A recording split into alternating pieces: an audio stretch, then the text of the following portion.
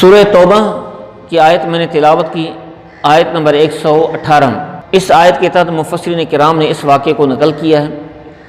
وَعَلَى الثَّلَاثَةِ الَّذِينَ خُلِّفُوا، 3 صحابہ کرام جو غزوہ تبوک میں پیچھے رہے، جب حضور علیہ السلام نے ان سے بائیکاٹ کیا تو حضور کے بائیکاٹ کے نتیجے میں خود کو ایسا محسوس کیا کہ ساری کائنات ان پر تنگ ہو چکی ہے، حالانکہ وہی زمین ہے، وہی علاقہ ہے، وہی دوست احباب ہیں، لیکن سمجھا کہ بس اب ہم چلتے پھرتے مردہ انسان ہیں۔ ساری کائنات ان پر تنگ ہو گئی، اس قدر وہ دنیا سے مایوس ہوئے، اور انہوں نے یہی سمجھا کہ صرف اور صرف جائے پناہ اور امیدگاہ حضور علیہ السلام کی ذات ہے۔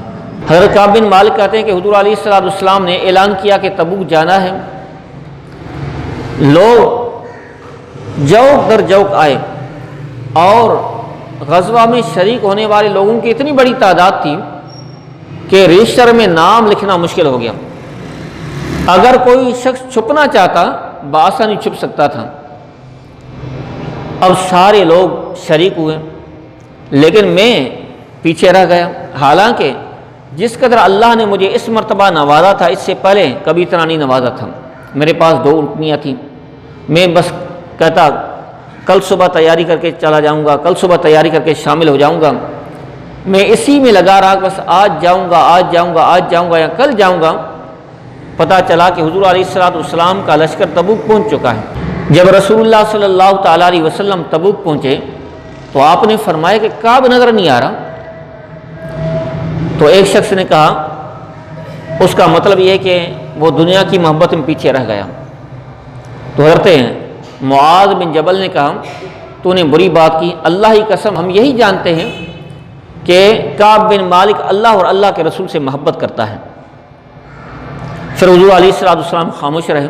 بالآخر حضور علیہ السلام غزوہ تبوک سے واپس تشریف لائے تو 11ویں پارے کے آغاز میں سے اللہ تعالیٰ نے بیان فرمایا، یعتذرون الیکم اذا رجعتم۔ حضور علیہ السلام جب غزوہ تبوک سے واپس تشریف لائے، منافقین آئے اور عذر پیش کرنے لگے۔ حضور علیہ السلام ان کی ظاہری حالت کو دیکھ کر ان کا عذر قبول فرماتے گئے اور ان کے باطن کو اللہ تعالیٰ کے حوالے کیا۔ کعب بن مالک کہتے ہیں جب حضور علیہ السلام تشریف لے گئے تو میں مدینہ منورہ میں گھوم رہا تھا، دیکھ رہا تھا کہ کوئی تندرست مسلمان پیچھے نہیں تھا، یا تو معذور تھے یا وہ لوگ تھے جن پر منافق ہونے کی تہمت تھی، شرمندگی ہو رہی تھی، پیچھے رہ گئے۔ جب حضور علیہ السلام واپس تشریف لاتے ہیں تو آپ کی عادت کریمہ تھی مسجد میں آتے ہیں اور مسجد میں 2 رکعت نوافل ادا کرتے ہیں، اس کے بعد دیگر معاملات طے فرماتے ہیں۔ جب میں حاضر ہوا تو حضور علیہ السلام ناگواری کے عالم میں مسکرائے۔ پوچھا کیا ہوا، کیا آپ نے سواری خرید نہیں کی تھی؟ میں نے عرض کی یا رسول اللہ صلی اللہ علیہ وسلم میرے پاس سب کچھ تھا۔ پھر عرض کی یا رسول اللہ صلی اللہ علیہ وسلم اگر اس وقت میں دنیا کے کسی شخص کے سامنے ہوتا تو اللہ نے مجھے قادر الکلام بنایا ہے، میں بڑا فصیح و بلیغ ہوں، میں اس طرح جھوٹ بولتا کہ وہ میرے جھوٹ کو سچ سمجھتا ہوں، لیکن آپ اللہ کے رسول ہیں، اللہ تعالیٰ آپ پر وحی نازل فرماتا اور وحی کے ذریعے آپ کو سب کچھ بتاتا ہے، آپ کے سامنے جھوٹ نہیں چل سکتا۔ یا رسول اللہ صلی اللہ علیہ وسلم کوئی عذر نہیں تھا، بس سستی کی وجہ سے میں پیچھے رہ گیا۔ حضور علیہ السلام نے فرمایا چلے جاؤ جب تک اللہ تعالیٰ فیصلہ نہ فرمائے۔ چلے گئے۔ پھر بعد میں کچھ لوگوں نے ان کو ملامت کی، تم نے اس طرح کیوں کیا، کوئی بہانہ کرتے۔ پھر بعد میں کہتے ہیں کہ میں نے معلوم کیا کوئی اور بھی ہیں پیچھے رہنے والے مخلصین جن سے حضور علیہ السلام نے بائیکاٹ کیا ہو، تو پتہ چلا کہ ہاں حلال بن امیہ اور مرارہ بن ربیع وہ بھی پیچھے رہنے والے ہیں۔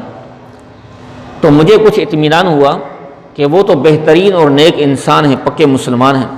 تو پکے مسلمان جو پیچھے رہ گئے تھے وہ 3 تھے جن کے بارے میں اللہ نے فرمایا وَعَلَى الثَّلَاثَةِ الَّذِينَ خُلِّفُوا، 3 کی بھی اللہ نے توبہ قبول فرمائی۔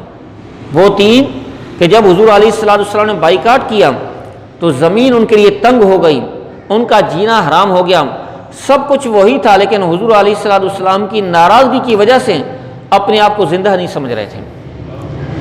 حضور علیہ السلام کی ناراضگی کو سب سے بڑا عذاب سمجھ رہے تھے، یہ تھا ان کا ایمان۔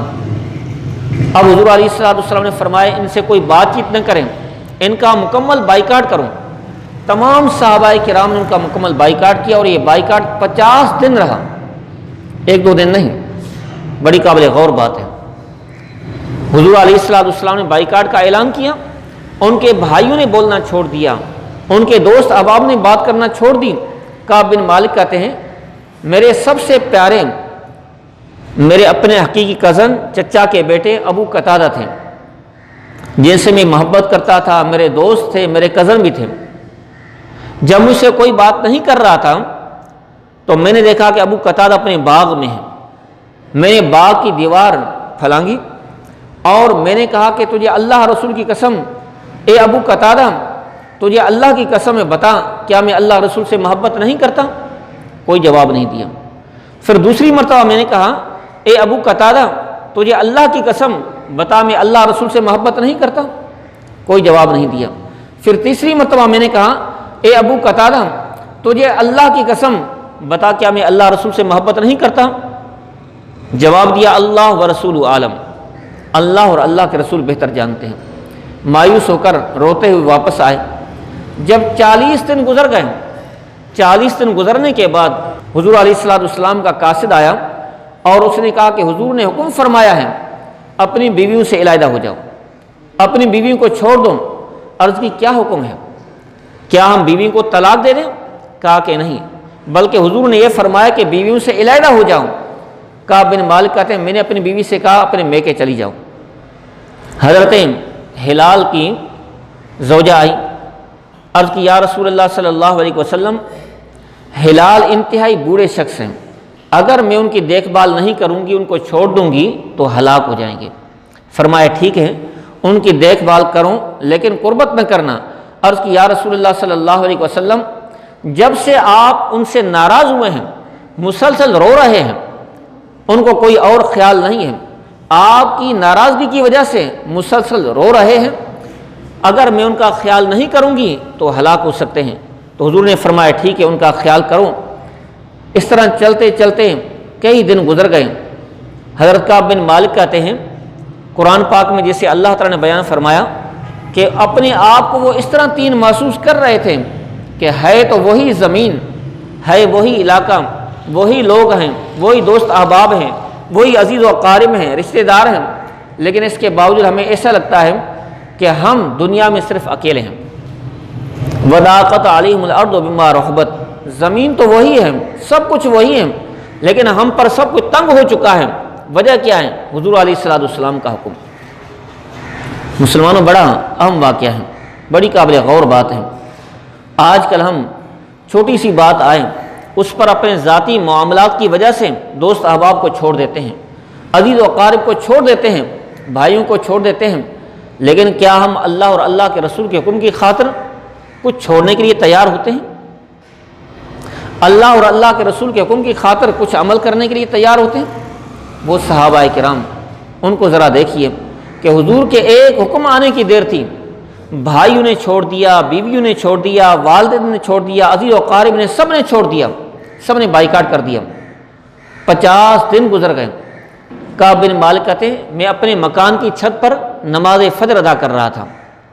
جب 50 دن گزر گئے تو میں نے دیکھا نماز فجر ادا کر رہا تھا، نماز فجر کے بعد صلا پہاڑ کی چوٹی سے اونچی آواز سے کسی نے کہا اے کعب بن مالک تمہیں خوشخبری ہو۔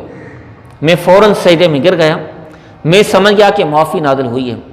نماز فجر ادا کرنے کے بعد حضور علیہ السلام نے اعلان کیا کہ ان تینوں کعب بن مالک، حلال اور مرارہ، ان تینوں کی معافی کا اللہ نے اعلان کیا ہے اور وہی نازل کی ہے، اب ان سب سے بائیکاٹ ختم کر دو۔ حضور کے اعلان کرنے کی دیر تھی۔ نماز سے فارغ ہونے کے بعد صحابہ کرام ان تینوں صحابہ کرام کے پاس آئے۔ کعب بن مالک کہتے ہیں میرے پاس فوج در فوج لوگ آنا شروع ہو گئے، جو پہلے بات نہیں کر رہے تھے، منہ میرے سامنے نہیں کر رہے تھے، میرے سلام کا جواب نہیں دے رہے تھے، کیونکہ حضور نے منع کر دیا۔ اب جب حضور نے معافی کا اعلان کیا، فوج در فوج میرے پاس لوگ آ رہے ہیں، مجھ سے سلام کر رہے ہیں، مجھے مبارکباد دے رہے ہیں، مجھ سے گلے مل رہے ہیں۔ اب میں مسجد گیا تو حضور علیہ السلام کو میں نے سلام کیا۔ حضور علیہ السلام کے اعلان کے بعد سارے صحابہ کرام پہلے کی طرح میرے دوست بن گئے، سارے صحابہ کرام میرے ساتھ پہلے کی طرح تعلقات بحال کرنے لگے، سارے صحابہ کرام پہلے کی طرح محبت کرنے لگے، تو مسلمانوں یہی کامیابی ہے کہ جب مسلمان اللہ رسول کے حکم پر عمل کریں گے، اپنا ذاتی نفع اور نقصان دیکھے بغیر تو کامیاب ہو جائیں گے۔ یہی وجہ ہے کہ اللہ تبارک و تعالیٰ نے ان کو ساری دنیا کا مالک بنا دیا۔ کعب بن مالک کہتے ہیں چونکہ صلہ کی پہاڑی سے ایک شخص نے اونچی آواز سے مجھے خوشخبری دی تھی اور گھوڑے سوار اور دوسرے بعد میں آئے، تو جب میرے وہ قریب آیا جو میں نے لباس پہنا ہوا تھا، اور کہتے ہیں میرے پاس اس لباس کے علاوہ کچھ اور نہیں تھا، میں نے وہ لباس اٹھا کر خوشخبری دینے والے انسان کو تحفے میں دے دیا۔ پھر میں نے کسی اور سے لباس لیا، آریتن لباس لے کر پہن کر حضور علیہ السلام کی بارگاہ میں حاضر ہوا۔